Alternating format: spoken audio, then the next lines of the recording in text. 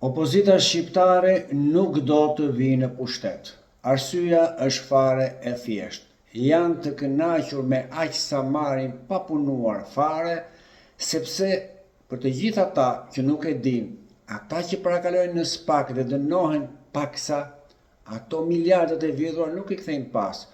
Kështu që është bërë monotone. Burr për partinë, parat e mia, partia vazhdon qeverisë. Çfarë humbasim? 2 miliardë euro është ligji që do të kalojë më së fundmi me të ashtu quajturën paqja fiskale, që është vjedhja kriminale. Dhe kështu, ata biznesmenë oligark, të cilët nuk kanë paguar punëtorët, sigurimet, që kanë vjedhur tendera, do t'u falen parat që janë të shqiptarëve.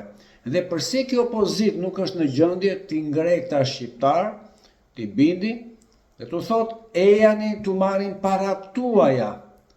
Dhe neve mos të vim në qeveri, nuk ka problem. Boll të justifikojmë qenien tonë në opozit. Pyetja është fare normale. Sa mundet të marrë opozita për heshtjen e saj olimpike?